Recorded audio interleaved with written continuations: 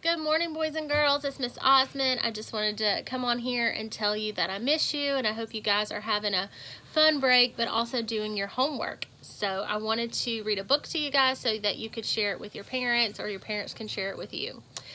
Today's book I've chosen is Peter Rabbit's Happy Easter.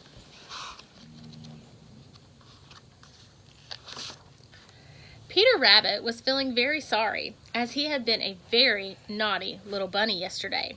He had snuck into Mr. McGregor's garden, though his mother had clearly told him not to, and he lost his quite new blue jacket.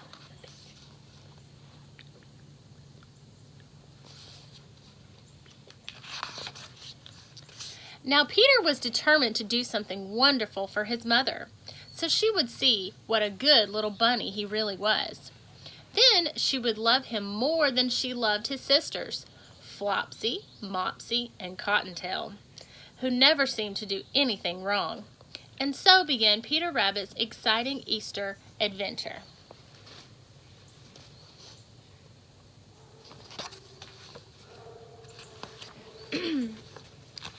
One sunny morning, Peter was walking past Miss McGullen's hen house when he saw that there were so many more eggs that anyone could possibly need. So he took a few eggs from the hen house and went along his way. Uh-oh, I see a problem.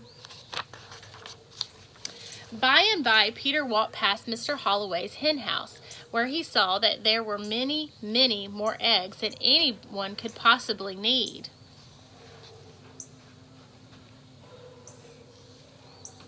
So he took a few eggs from Mr. Holloway's hen house and went along his way.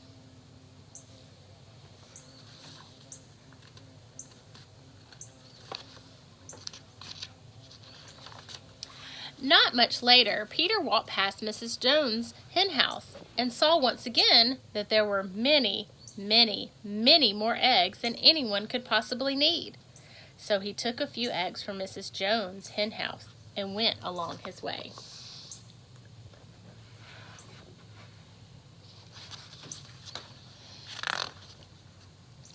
By noon, Peter had gathered an enormous number of eggs, which he carried to his home at the bottom of the very big fir tree.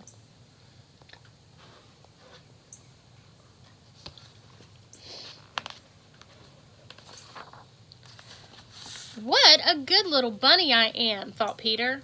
Mother will be so pleased. As you might have guessed, Peter was not the tidiest of little rabbits. As he tried to carefully stack the eggs against a wall, several open jars of paint, yellow, orange, red, purple, blue, and green, toppled over.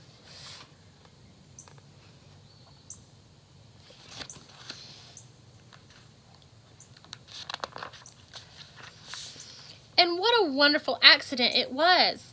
The eggs were now decorated with all the colors of the rainbow.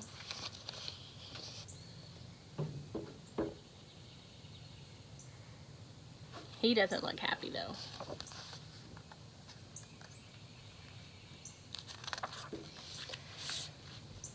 Presently, old Mrs. Rabbit returned from the baker's to find a household of painted eggs.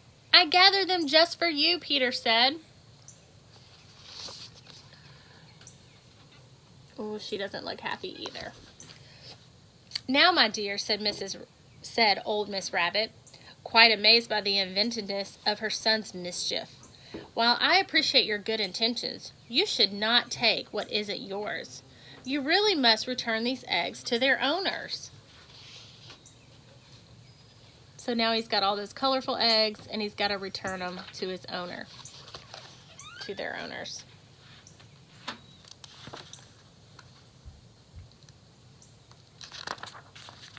So that night, Peter returned every one of the colorful eggs.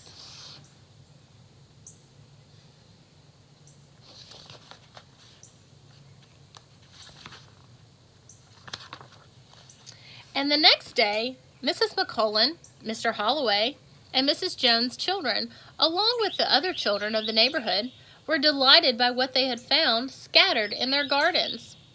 As it had happened to be Easter Sunday, the once quite naughty Peter Rabbit started a new tradition and earned himself a respectable new name, and Peter Rabbit became the Easter Bunny.